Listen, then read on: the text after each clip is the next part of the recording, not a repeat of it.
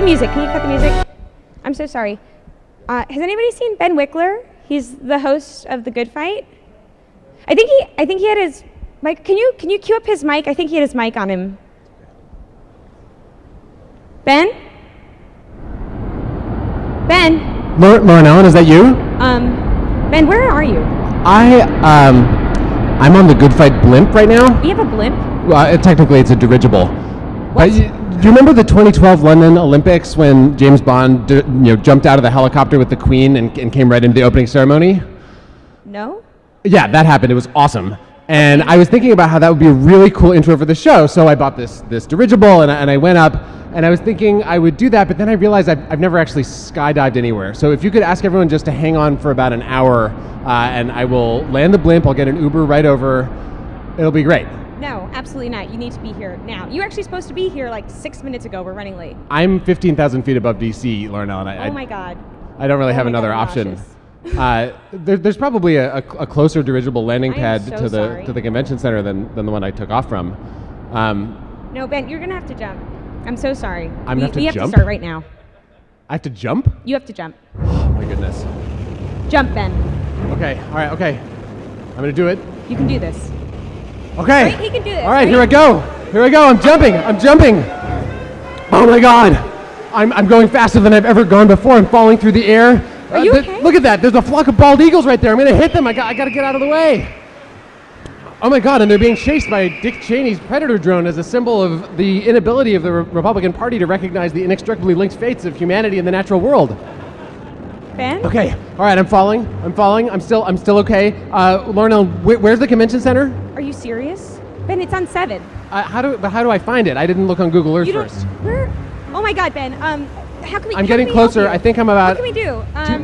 Can you make some noise or something? Can we yell, guys? Maybe we can chant the good fight, and then he'll find us. I right? can't hear anything. You got to turn it up, you guys. Good fight. Okay, I'm starting to hear it. I think I'm pointing in the right direction. Louder, please. Good fight. Okay, I'm getting close. Here I come. Oh my God.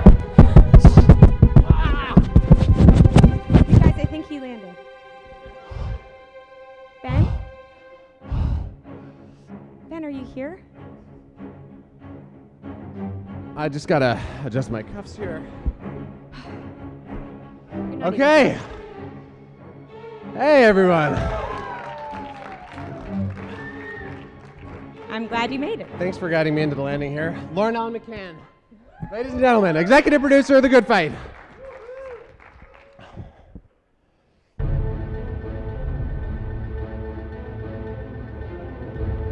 You've heard their knuckles knock on doors in the freezing New Hampshire winter. You've heard their feet rise and fall as they march for miles defending a dream. You've seen their faces reflect the cold blue light of their computer screens as they draft and redraft, test and retest, trying to find the perfect call to action to rouse their brothers and sisters in the battle that beckons as the opportunities arise. They're the organizers, the activists, and once in a long while they gather, and they are a movement. Today, 2,000 troublemakers are gathered here in our nation's capital for Rootscamp, the premier joining together of the people across this country who are on the cutting edge of the strategies and the fights that can bring this nation closer to perfection. I'm Ben Wikler. This show is powered by MoveOn.org, and you're about to go behind the slingshot for the first ever live edition of The Good Fight here at Rootscamp 2013 in the Washington, D.C. Convention Center. Welcome, folks. Thank you for being here. I'm so excited about this show. The Good Fight is normally a podcast. You can find it on iTunes. You can find it at thegoodfight.fm. It's powered by our sponsor and partner and friends at MoveOn.org. And we've always had this dream of doing it for people, not just by the people, of the people, and for the people, but in front of and with the people. So, ladies and gentlemen, you are the people. And this is happening. We have an awesome show lined up for you today. We have first the story of Rootscamp itself with Jamie McGonigal, the resident hero and director of Rootscamp for the New Organizing Institute. A round of applause for Jamie, if we could. Then we have the Win Report. The Win Report is where we tally the wins and losses in progressive fights from coast to coast and around the world. And today we're joined by Garland Gilchrist II of MoveOn.org, the Win Report's traditional co-host, and Bridget Todd of the New Organizing Institute. Give it up for Bridget and Garland. Then we have the epic story of the day, which is the fight, one of the great fights really of our time. It's the fight against ALEC, the American Legislative Exchange Council, which is the shadowy corporate-funded network that's behind such awful laws as stand your ground legislation, voter suppression bills, and a bazillion different types of, bad pro-tobacco, pro-oil, anti-humanity, and natural world laws that have swept the country. They are on their heels now because of an incredible battle that's been spearheaded by a huge coalition, and at the heart of it, Color of Change. And we're joined by Rashad Robinson, the executive director of Color of Change, to tell us how they did it and how we are winning. So that will be amazing.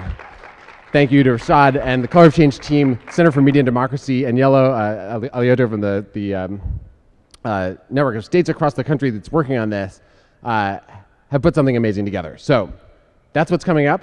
And before we begin, I would like to just very briefly welcome my son, Mac Wikler, who's wearing an octopus costume, to the good fight. Mackie. And microphone? Yeah. Is it a voice distorter? The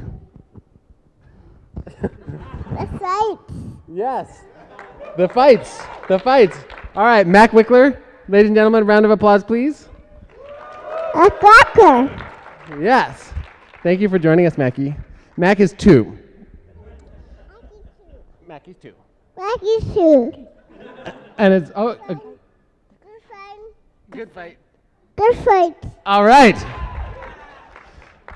So it's all of our job to make the world awesome. So when Mackie is our age, Rootscamp is basically just a storytelling session about the fights that were, as opposed to the fights that need to happen. And that is our intro. So I would like to welcome Jamie McGonigal, New Organizing Institute, director of Rootscamp, a friend, a hero of mine, to the stage. Welcome to the Good Fight, Jamie.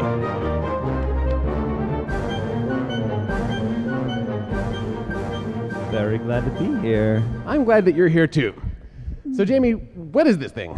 This thing called Rootscamp. First of all, I need to commend you on the indoctrination of the youth. Thank you. We recruit. It's amazing. We do too. We're gay. That happens too. So just kidding. No, we don't. Good fight.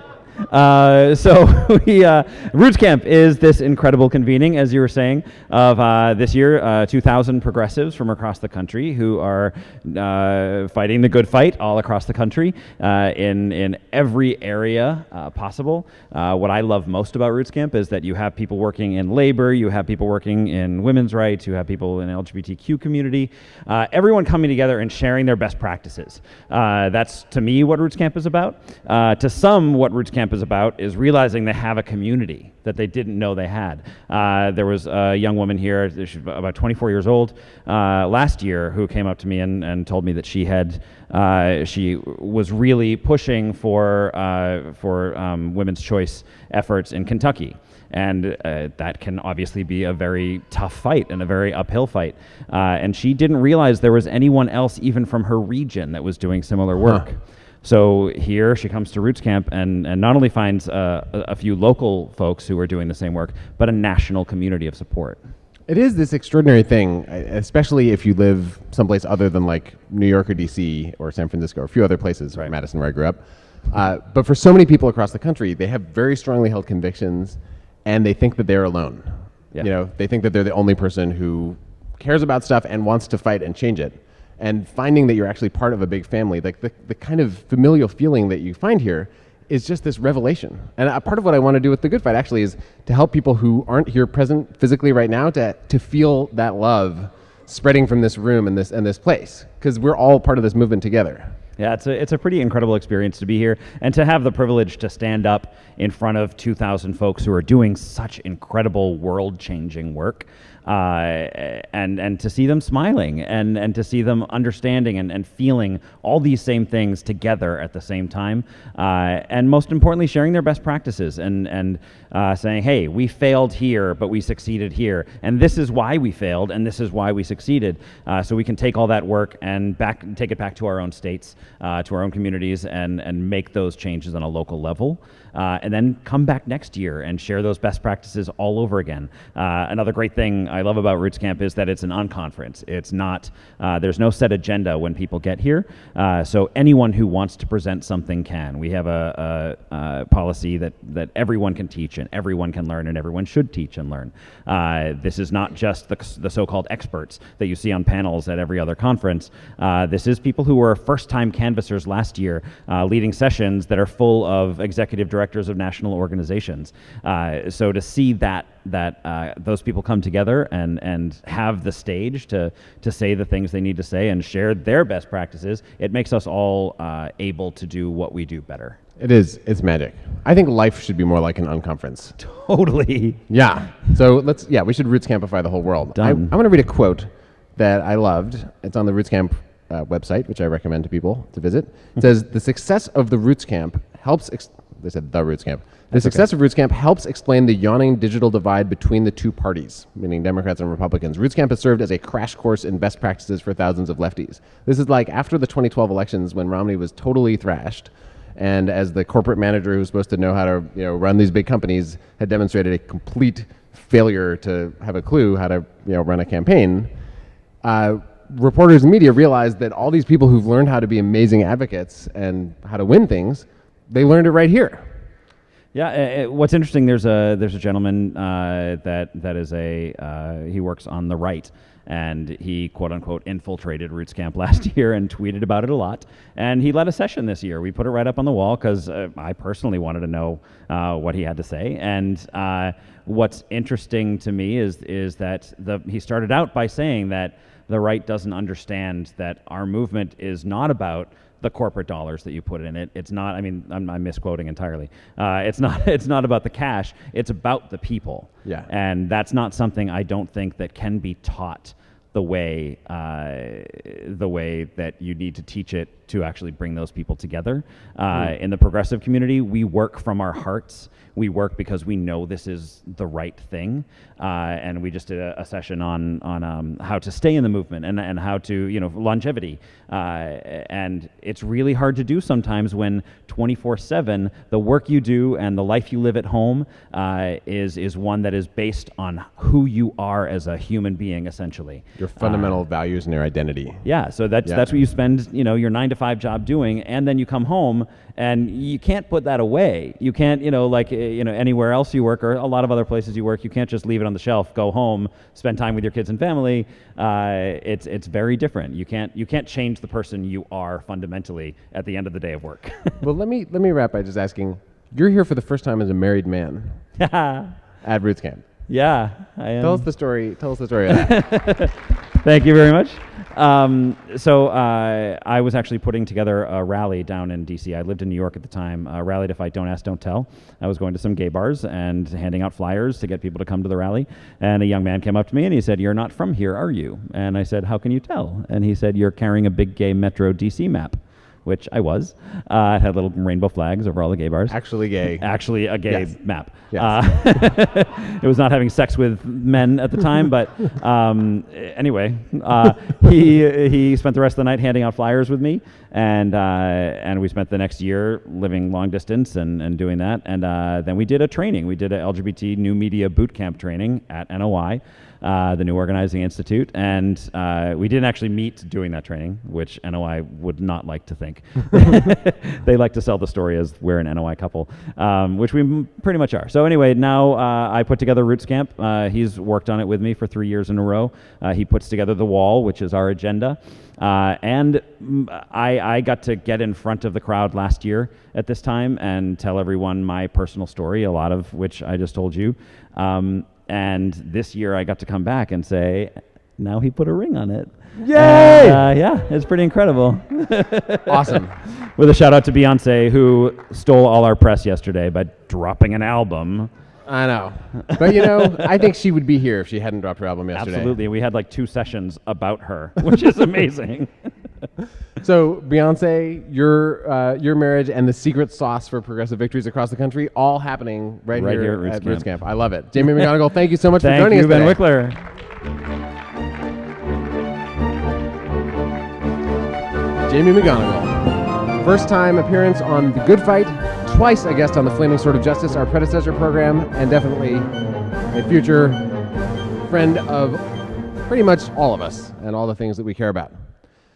We come now, you know, we were talking about how Rootscamp gives the inside story of the sort of strategies and tactics that went into a lot of the wins and the losses and the fights that people hear about across the country. Our next segment is kind of like a Rootscamp reduction, a Rootscamp reduction. It is a distilled Rootscamp. It is a review of wins and losses and in-betweens across the country. It is called the Win Report, and it's about to start now. We are joined by Garland Gilchrist II of MoveOn.org and Bridget Todd of the New Organizing Institute here on the stage at the first live Good Fight. Let's give it up for these folks.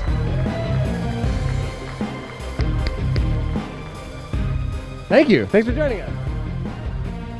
All right. So, what is the Win Report, Garland? So the Win Report, Ben, is where the Win Report team, Bridget, Ben, myself, we go and scour the entire globe, universe, country, community, city, everything you can think of that you could scour. We scour that and look for the progressive fights and try to find out where we won, where we almost won, and where we got totally destroyed. We tally those up and decide whether or not we had a progressive week. That's right. And we should mention how we find those wins, because obviously that's a lot of scouring to do. Today, thanks to Snowden leading the way, we can reveal that we have a mole in the NSA. So when you send emails or tweets or text messages or just talk, you know, within 30 feet of a computer, our mole scours all that and figures out, you know, whether that actually translated into some kind of progressive victory in the country. And her name is Gretchen, and she's very nice, and she has a different last name than, well, we keep that to protect her identity, but her name is Gretchen, and she's a nice mole, and she tells us what's progressive. Yeah, her code name is Gretchen, and her real name is Gretchen, which is kind of a mistake. But, you know, otherwise she does a great job. And that's, you know, your tax dollars at work. I think we should kind of even the balance with our civil liberties and the mass surveillance, but I do like the Win Report surveillance part of that program. That's helpful. She's very helpful. Very helpful. Yeah. So that is how it works. And we're going to go through these wins and losses. Audience, we would like your help in determining whether things are good or bad. And then we will run the tally and figure out how we should feel based on the evidence, not just, you know, what Gretchen says. Let's do it. Yeah. Okay, let's begin in Uruguay. In Uruguay, there's this amazing president, Pepe Mujica. He was a sort of a leftist guerrilla for a long time. He was jailed for 14 years. And then he was released, and he's now, you know, the elected president of the country, and he's this incredibly kind of peaceful, progressive guy. He's supported same-sex marriage in Uruguay. It's legal now. He's legalized abortion, which was illegal there, and, you know, saved a lot of lives in the process of women's lives. And now, this week, the legislature passed, he signed into law, the legalization of marijuana in a country for the first time on this planet. Woo! It's a pretty major deal. Ben, that is huge. It is a strike against the just complete and utter failure of the war on drugs, a war that has decimated communities across this country, but also just communities and countries around the world. It's decimated governments in Uruguay, for example. And that's one of the reasons why the president has been so fervently against, you know, drug war policies. And so I think it's great, and I think this is something that we will be able to see in other countries around the world as they see that, you know what, this policy is problematic. We should get rid of these types of prohibitions. Yeah, he's never used marijuana in his life, but he said the policy of prohibition has failed for 50 years. Look at what's happening in Mexico. There are, you know, countries around the world that are basically dominated by drug cartels. This is a governance issue, and it's an experiment. I think it's going to be fascinating to see what happens, and it is a step away from an insane system. So that kicks us off. Over to you, Bridget. So I have a really great win. Yay. So this is what Joe Biden would call a BFD. You might know what that means. So how many of you guys have heard, or how many of y'all have heard of Nina Pollard? Anyone? Judge Nina Pollard. Woo! Yeah, so she was just appointed to the DC Court of Appeals, which is huge. It's the second highest court in the country, so it's a BFD. And really, I mean, she is this staunch fighter for civil rights, and she has been a landmark judge in all of these cases that fight for equality and for the rights of women and people of color. And she is great, and she could be our next notorious RBG, Ruth Bader Ginsburg. Awesome. If y'all have never heard that, you can steal that. I saw it on a shirt. Great shirt. Feel free to take it. And this is only possible because of filibuster reform. So she was somebody who was filibustered by Republicans. She's like eminently qualified. She argued two of the biggest civil rights cases of the last few decades at the Supreme Court and won them. And they filibustered her. And she would not have been appointed to the bench if it hadn't been for this massive campaign, Fix the Senate, which MoveOn was a part of, and a lot of different groups here at Rootscamp. They changed the rules, and now there's a new judge on the bench. That's a huge win. Unfortunately, and now I'm going to take you to my home state of Michigan for what is a downer. So the state of Michigan, the legislature is led by Republicans, and they passed legislation that basically made it illegal for private or public insurance plans to cover abortion services. They basically made it so if you want to have health insurance that will cover any sort of services related to abortion, you need to buy it separately and buy it before you get pregnant. Now that's really problematic because in cases of rape or incest, when you don't expect those things to happen to you, but then you get pregnant because of it, if you don't have this insurance beforehand, you're out of luck in the state of Michigan now. And what's really even more sinister about it is that the Republicans passed it in a way that the Republican governor cannot veto it in the same way that he vetoed this same legislation last year. So this is an opportunity for organizing in Michigan because this is a huge loss. Yeah, this is a win that needs to happen. So all of y'all in the audience need to get mad and make a lot of noise on this issue because this is a win that needs to happen. Absolutely. Michigan, That's what I have to say about that. I'm from Wisconsin, so I sometimes feel that way anyway. Right. So, very insightful. while we're on the subject of giant downers, we have to look around the world to India and Australia, because there has been, as folks have been involved in, including our own Jamie McGonigal, this amazing support for equality for all in marriage equality and the right of people to to do with their bodies what they will as consenting adults. But in Australia, the Supreme Court just struck down a provincial law that allowed same-sex marriage. So they made it illegal across the country. And in India, the Supreme Court just overturned a lower court decision and made gay sex illegal in India. They restored a law from the 1860s put in by the British colonial rulers in India. And in both countries, there are these, there's an uproar right now. It is a huge step backwards. I mean, not only are these laws problematic because they're just homophobic and disgusting, but how do you enforce that? Man, you do terrible things. Like in the U.S., the Lawrence versus Texas was like a police officer who was called and arrived as some adults were in bed together, and then decided to throw the book at them and charge them under sodomy laws. And it's just like this insane way of just throwing an extra bit of hate magic on people who aren't doing anything wrong. So there are people organizing now in these countries, in India and in Australia. There are amazing movements there that need our solidarity to support them in this fight. And in Australia, there's a group called Get Up that made my favorite marriage equality video. You might have seen it on Upworthy with the headline, "If this video makes you uncomfortable, you make me uncomfortable." That video is great, but clearly the Supreme Court hasn't watched it. So we need to do what we can to help our friends in Australia and in India overturn these rulings. Solidarity. I can't do an Australian accent. Solidarity. I'm not even going to try. Don't even try. Okay, all right. All right, so taking a turn from that bummer, I have a win. So how many of y'all out there watch Scandal? Anyone? Am I the only one? Okay, good, because it's a great show. So after Scandal's Kerry Washington was on SNL, it really brought up this great conversation about black women on Saturday Night Live. And there has not been, since Maya Rudolph, there's not been a black woman on Saturday Night Live since 40 years. Was Ellen Cleghorn, who was great, but it's been too long. After Kerry Washington's appearance, she did this great thing where she, it was a great joke about how she had to be all of the different black characters. So whether it was Oprah or Michelle Obama, she had to be all of them because there's no black women on that show. And afterward, Color of Change got involved in this really great campaign. They wrote a letter to NBC, and they just announced that they are going to find a black female cast member by January, and that is great. Yay! Yeah. Huge one. I think they should hire Bridget Todd, but Yeah. folks agree? Yes. Yeah. Yes. Yeah. Lauren, call me. It's a win, man. And who we see on TV reflects who we are as a country. So I think that's a win. Totally.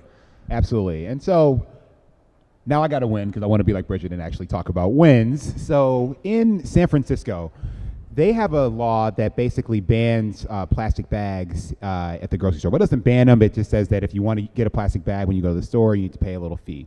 And you know who really hates that law? Big companies that run grocery stores like Safeway and the Grocery Manufacturers Association, which is their really disgusting lobbyist organization. And they fought this tooth and nail because they wanted to say that it's going to be so hard on people to have to use reusable bags, and we're going to have to charge them more money. And they basically lied about it, and they've been fighting tooth and nail in the courts. Well, the California Court of Appeals rejected that argument. They said that, you know what, quote, San Francisco can ban all the plastic bags that it wants. This is a win for local governance. This is a win for the environment because these terrible plastic bags, they contribute to all sorts of waste in the ocean. They are just really terrible for our planet. And now people beat these corporations that tried to fight them in court. They passed these laws, and other cities across the country already have them, and I think we'll see more of them with this emboldened court victory.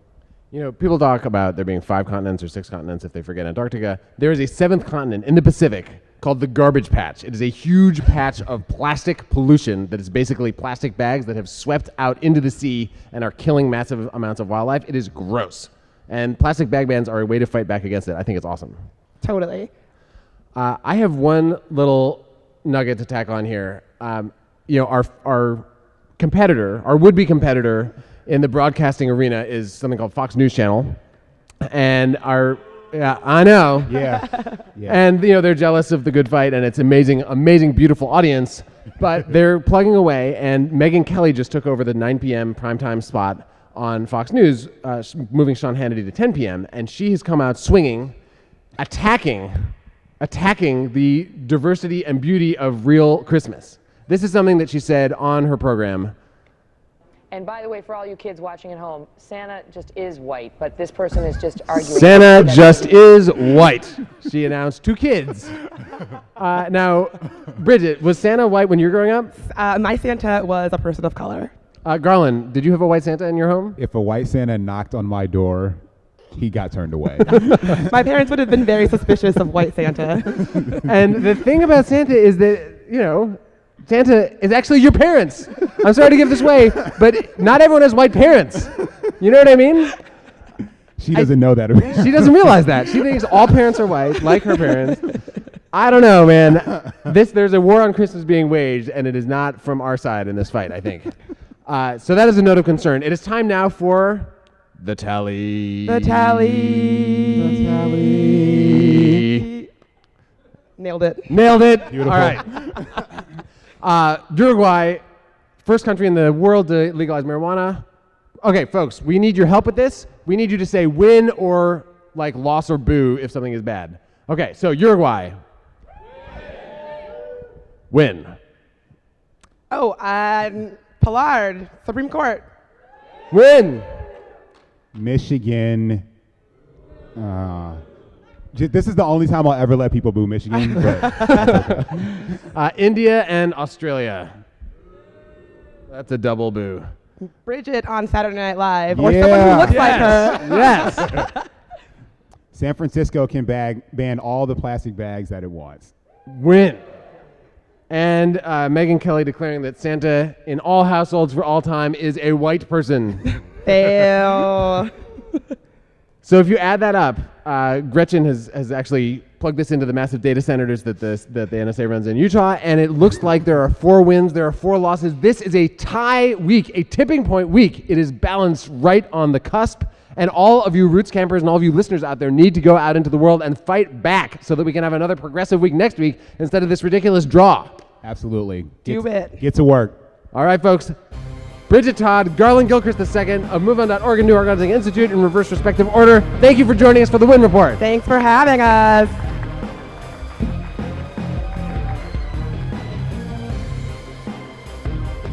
Awesome. Our first ever live Win Report here from Rootscamp 2013 in Washington, D.C. I'm Ben Wikler. This is The Good Fight. And we come now to today's epic story. So the epic story is where we go, as we say, behind the slingshot in a David versus Goliath battle. And this is a particularly vicious Goliath that we're facing. I'm going to be joined now by Rashad Robinson, Executive Director of Color Change, a renowned nationwide advocate for equality on many fronts, for rights for everybody. Thank you for joining us, Rashad. Thanks for having me. It is so great to have you.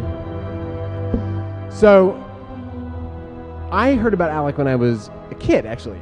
It's been around for a while. And I just remember hearing that Republicans were introducing these bills that they didn't write that were bad. And it seemed like there was some kind of conspiracy out there, but no one really knew anything about it. But you know about it.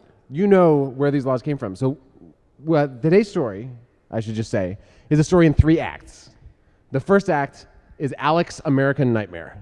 It's the story of this conspiracy and what it's about. The second act is the strategy and the fight.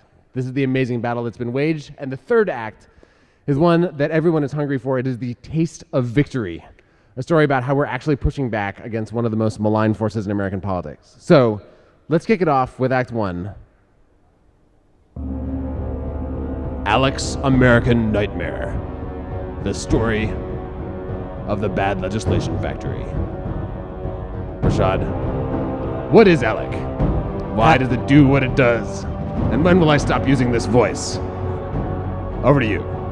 And my Long Island accent is not going to allow me to sort of get into this voice thing with you. But ALEC, the American Legislative Exchange Council, is a 40-year-old organization. It was founded by Paul Weyrich, who's the same guy who founded the Heritage Foundation and a network of other underground right-wing organizations that do all sorts of things to put our communities in harm's way.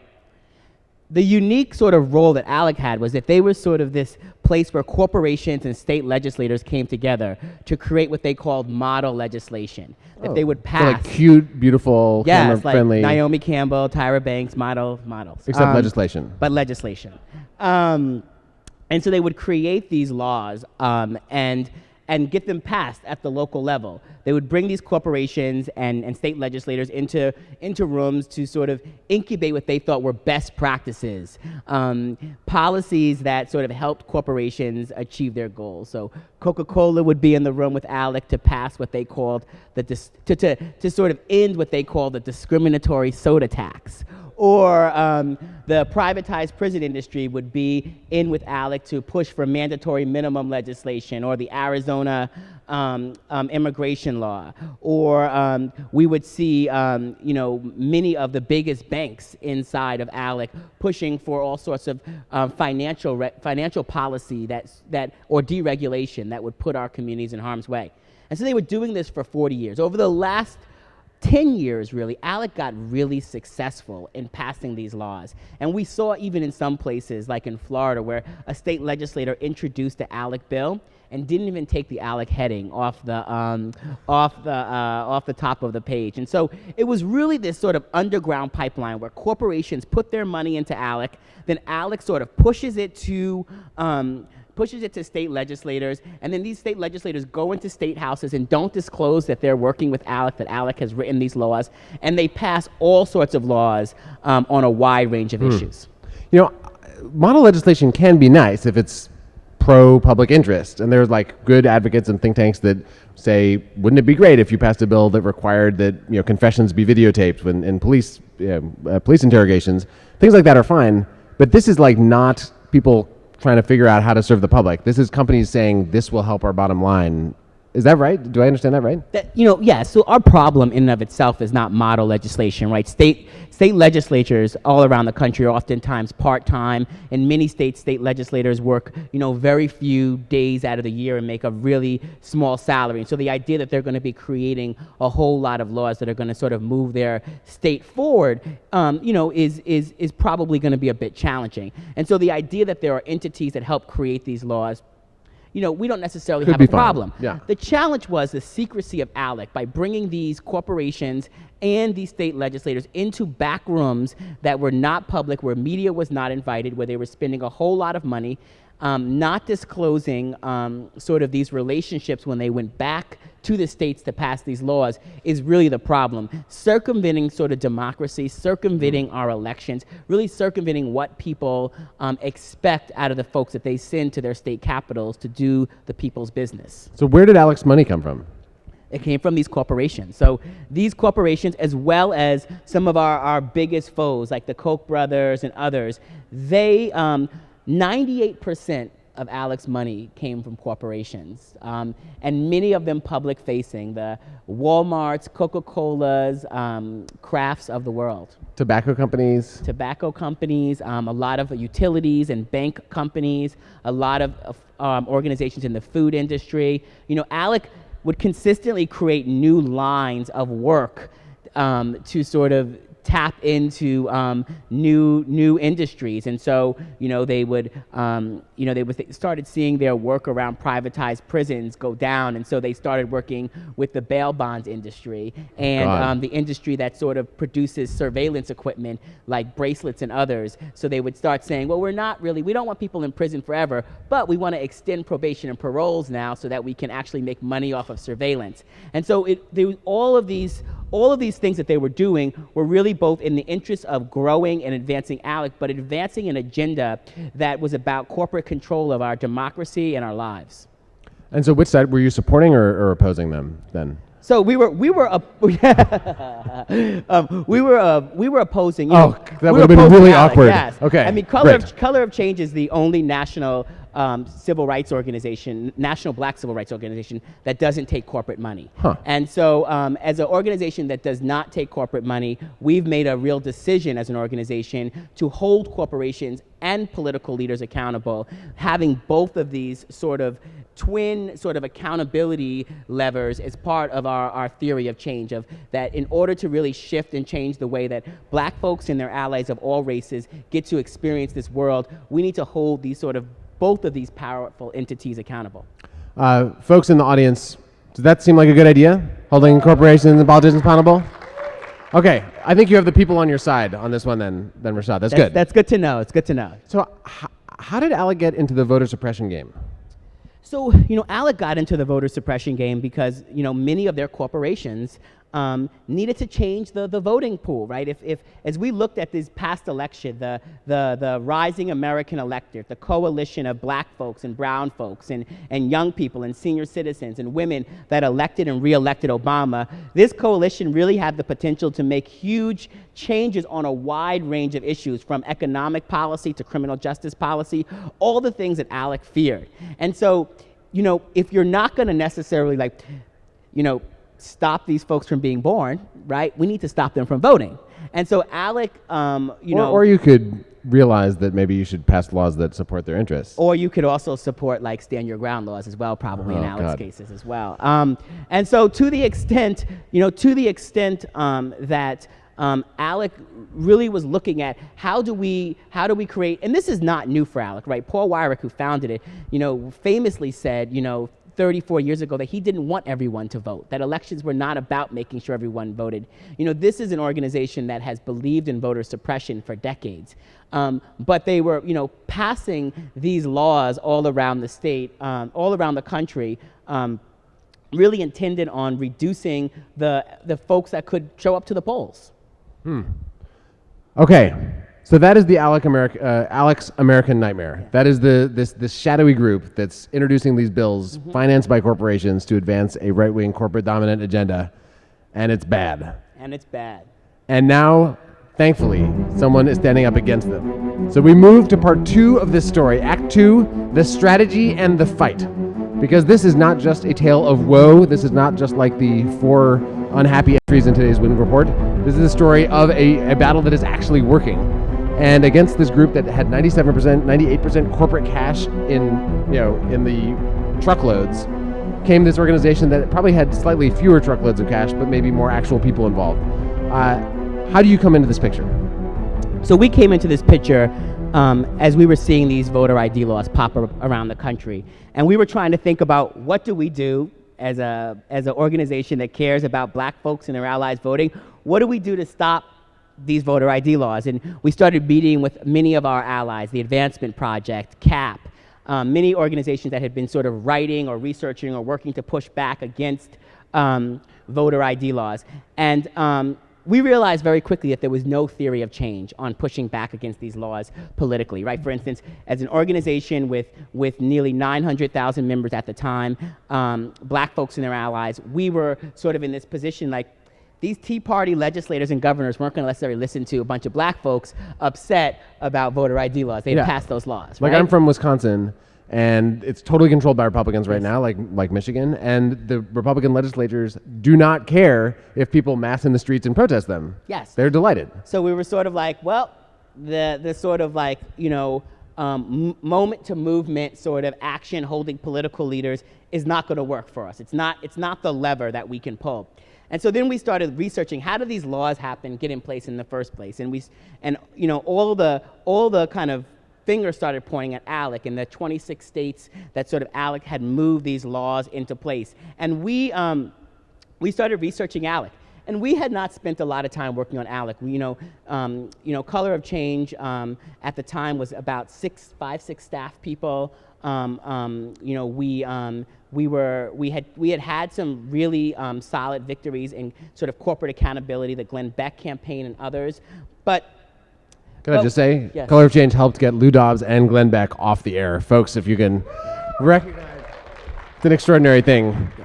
So we were engaged in that type of advocacy. But we started researching ALEC, and we came across a number of organizations that had been spending a lot of time researching, holding legislators accountable. Our friends at the Center for Media and Democracy had done amazing research, and Lisa Graves was, incredibly brave in both putting that information public on ALEC Exposed, which gave my campaigners and team really some time to research. ALECexposed.org. Check it out. ALECexposed.org, and really research and think about sort of what we were going to do. And then there were organizations like Progress Now, People for the American Way, and Common Cause and others that had been sort of spending a lot of time really sort of working and pushing against ALEC.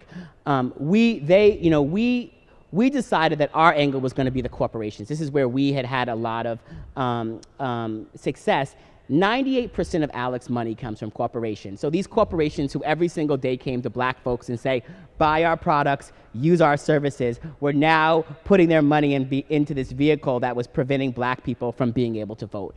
And so we started, similar to how we start other campaigns, with behind-the-scenes conversations. We picked 15 to 20 corporations to start off with, and we sent them letters trying to laying out what ALEC's agenda was, how it was harming black folks, who Color of Change was, and sort of kind of channeling, but not directly, what a public campaign was. But at this point, just simply asking for conversations. So you're an executive at Coca-Cola, and you're funding ALEC so that you can, basically get more kids to drink sugar water.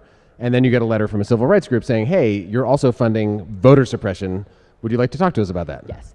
And they started talking to us. And we would call, sometimes we'd have to push, we'd get on the phone with government affairs executives, like the Vice President for Government Affairs, the Vice President for Social Responsibility, and they would say things to us like, we fund both sides. We fund the right and we fund the left. And we would say, this is not really a political conversation. This is a moral conversation. There's not really two sides to black people voting. We fund this voter suppression, and we fund the voter registration. So And not we really- don't have a position on whether people should be, denied the ballot.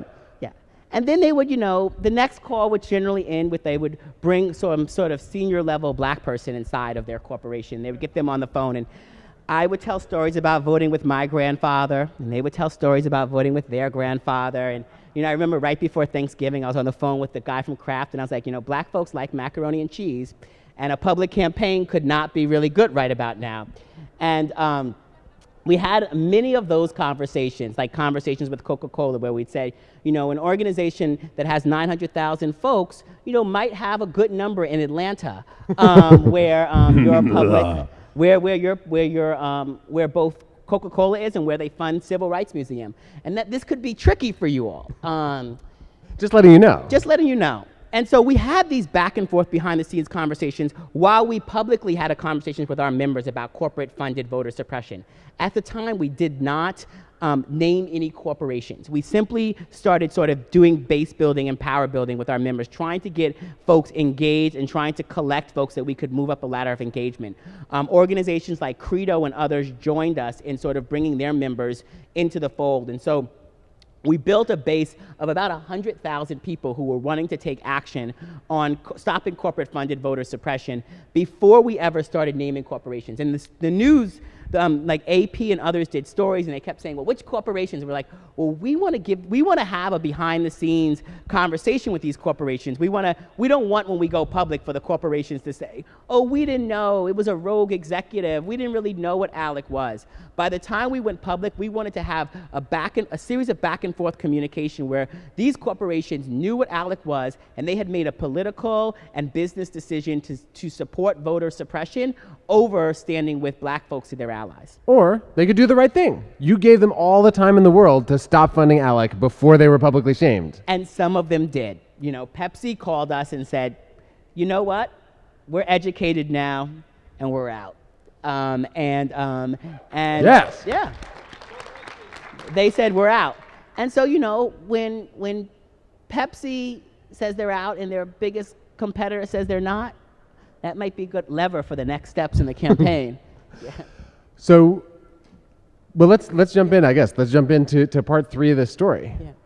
It's time now for the taste of victory.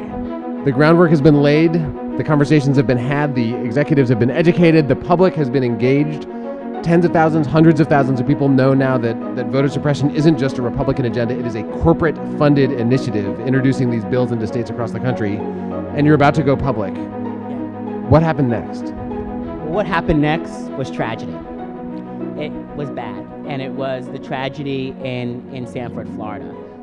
And it was a moment for our membership and a moment where our organization, as a small organization, collectively went to mobilize our members to fight for justice for Trayvon Martin. And hundreds of thousands of our members stood up and pushed for the Justice Department to step in Sanford when we saw that the local police department could care less about justice, when we saw that investigations were not happening the way they should. And our membership was solidly sort of working on that for weeks. And people were wondering why George Zimmerman wasn't behind bars. What was this sort of stand your ground law? And we were talking about it. And then Media Matters and the Center for Media and Democracy published a report showing that the stand your ground law was in fact an ALEC law. And so now we have these hundreds of thousands of members who are fighting for justice for Trayvon. And we've got these members who are fighting corporate-funded voter suppression funded by ALEC. And all roads lead to ALEC. And it was at that moment that we decided that we had spent enough time giving these corporations sort of notice. We had updated them on the role of Stand Your Ground and ALEC, and it was time to start moving to a public sort of execution. And we decided to go with Coke first. And we gave Coke 48 hours. This is Coca-Cola, not the Koch brothers who cannot be shamed, Koch brothers, yes. but Coca-Cola. And so we gave them 48 hours. We sent them a website, a behind-the-scenes website, a link with their logo on it, talking about it, even sharing that how much time we had spent going back and forth with them.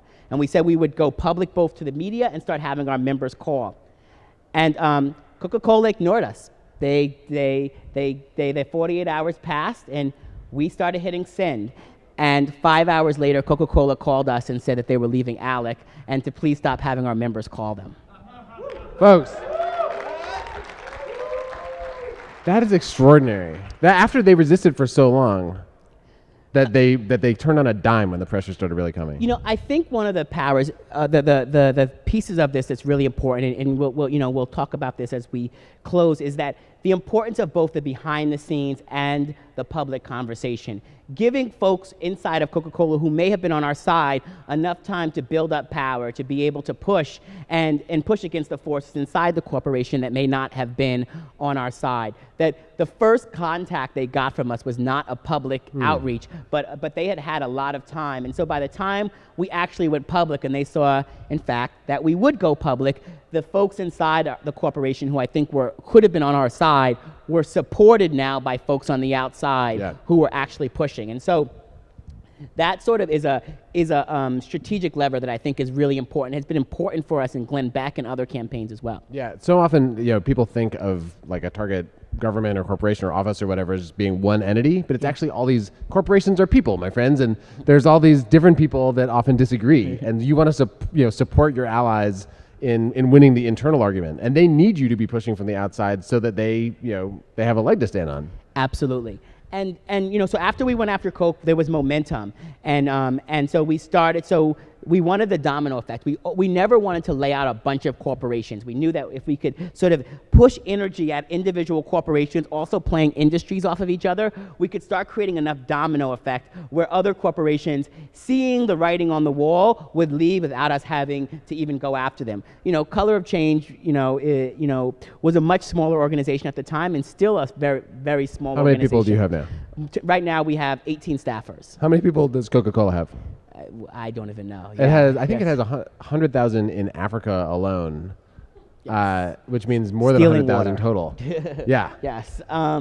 So you're taking on some of the biggest corporations in the world in a way. Absolutely, and trying to find the right ways to sort of utilize our strategic insight and media savvy and amplifying the voices of our membership to sort of break through forces that seem like no one can break through. Yeah. You're finding individual cracks and going after those rather than throwing yourself against the wall. And so the media started covering the story, and corporations. I was on MSNBC the next day, and Kraft had released a statement saying that they were staying with Alec, and so I, much to the chagrin of my staff, on air said, well, Kraft is next.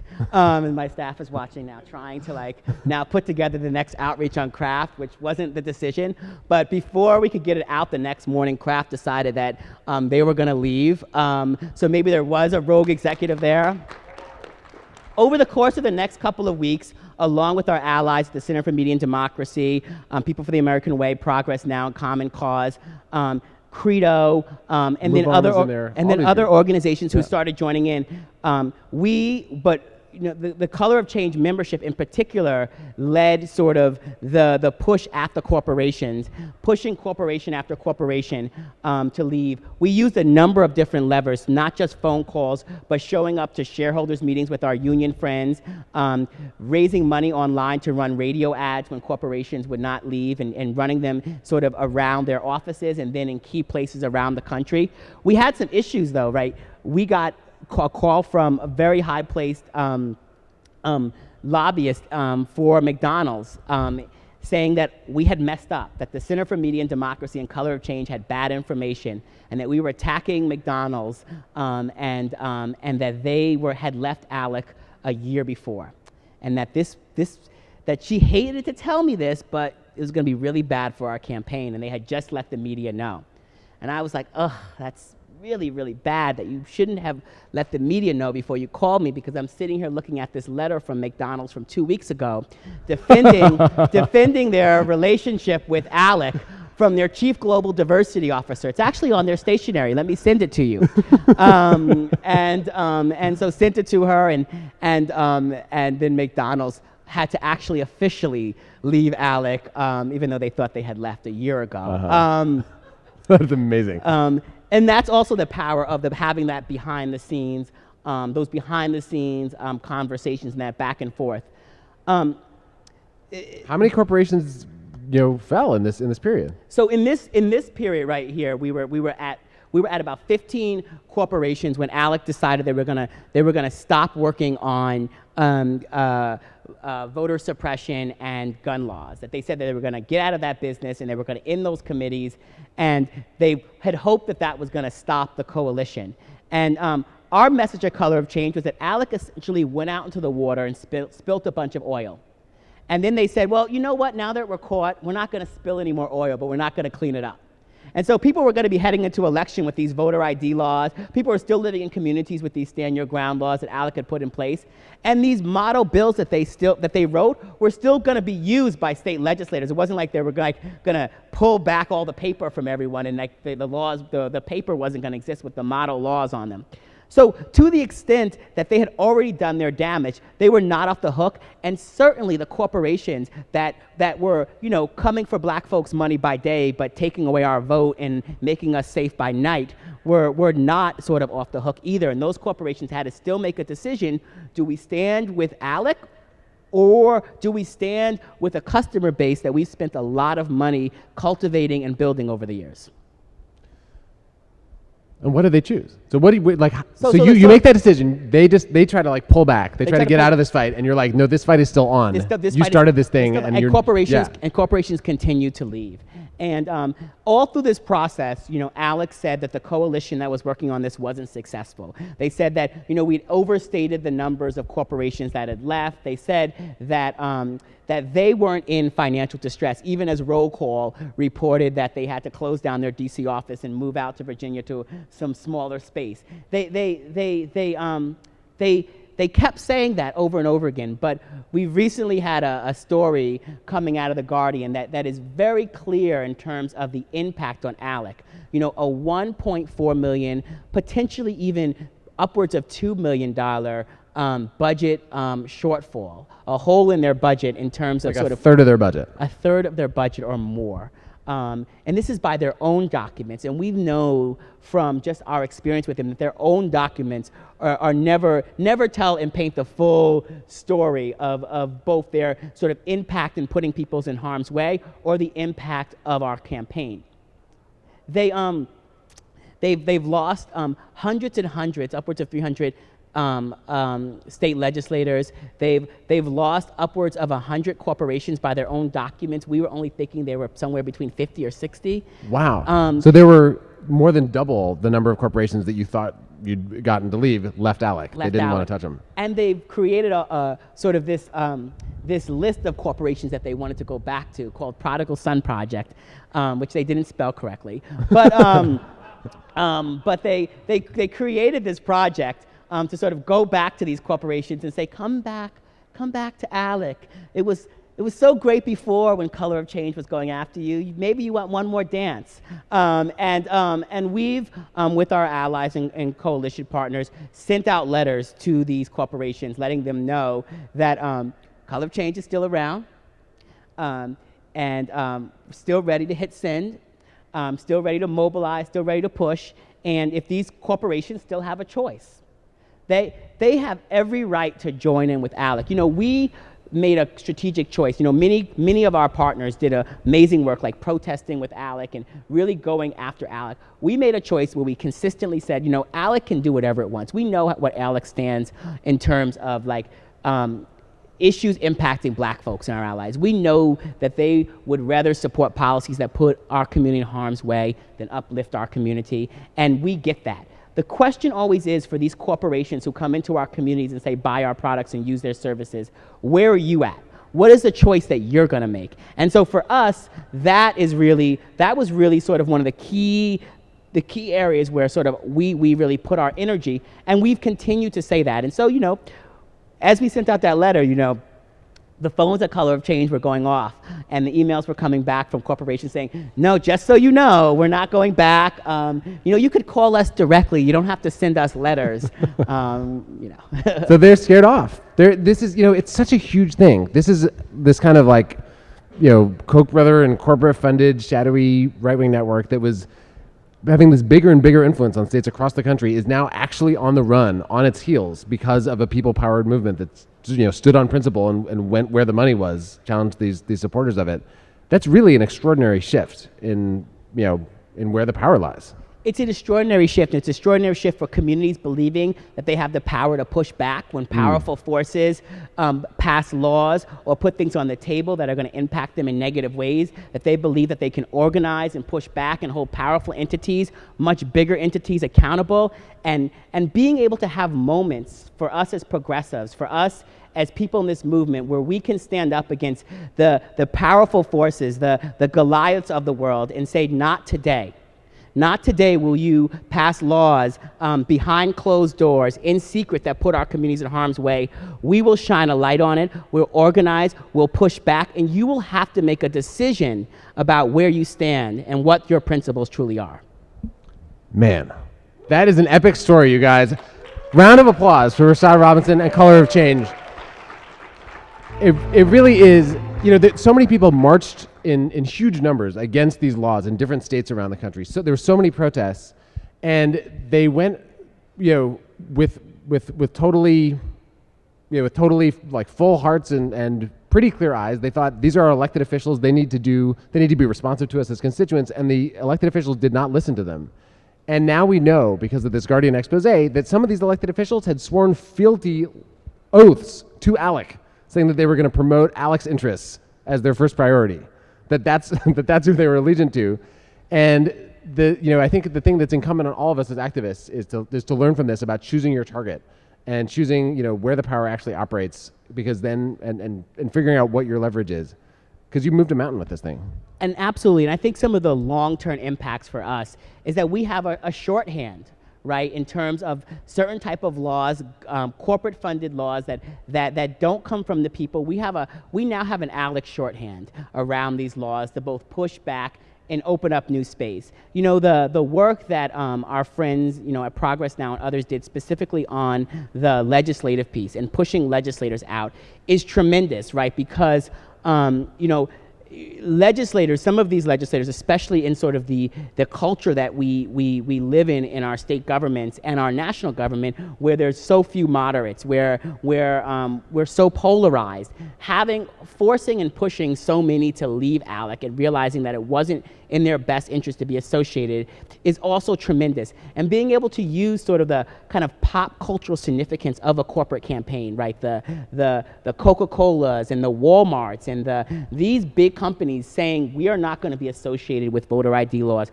We're not going to be associated with stand your ground or shoot first laws. That is a sort of a really powerful piece for us.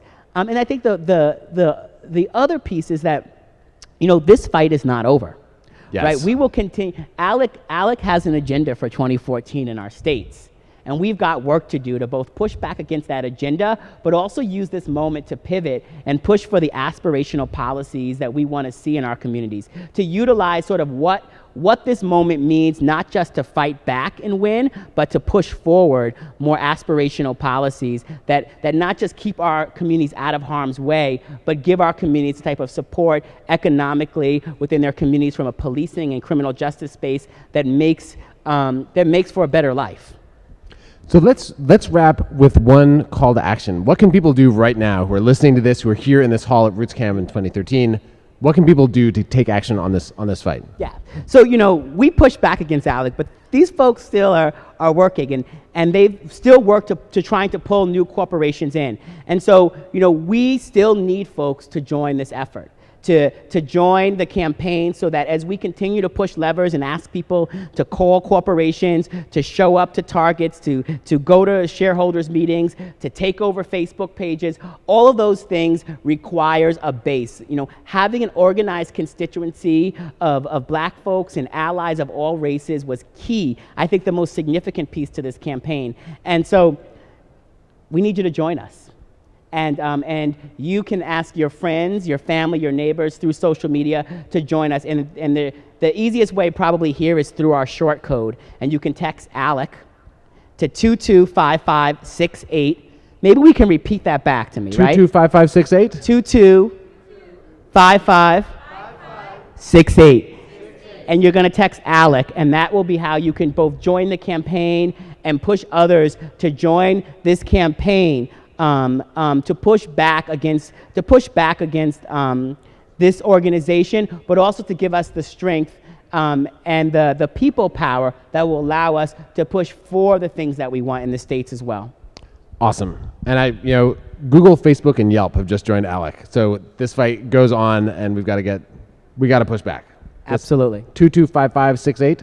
225568. Those numbers are just music to my ears. Folks, Rashad Robinson, Executive Director of Color of Change, here from the Good Fight live at Rootscamp 2013. We are going to close now. I'd like to ask our Good Fight team to join us here on the stage as we wrap with our closing credits today. Thank you to Lauren Ellen McCann, our executive producer extraordinaire, who made not one but 2 amazing episodes of the show this week alone. Garland Gilchrist II of MoveOn.org joins us each week for the Win Report and champions the causes of justice across this country. In the meantime, Bridget Todd of the New Organizing Institute has been here with us, Jamie McGonigal, running Rootscamp, the whole Rootscamp team, David Grossman, also Nick Gaw, Mikey Franklin, Carl Grindle, and our other awesome volunteers, Jason, Gerald, Tanisha, and the tech team here at the Washington, D.C. Convention Center. Thanks to you guys. Caleb Weber, our designer, Brian Guthrie, our hacker in residence, Fritz Meyer, who wrote the theme song you hear right now, our friends and sponsors and partners at MoveOn.org. You can start a campaign like any of the ones we've talked about today at MoveOn.org, and folks like Garland will help you to win it. And they are partners of groups like Color of Change. Join the Move On Progressive Partnership Program today. You'll love it. To Beth Wikler, my wife, Mac Wikler, my 2-year-old son, who talked about the microphone to great effect today, I think. And to everyone who is part of the Good Fight community, tune in next week. Thanks for being here.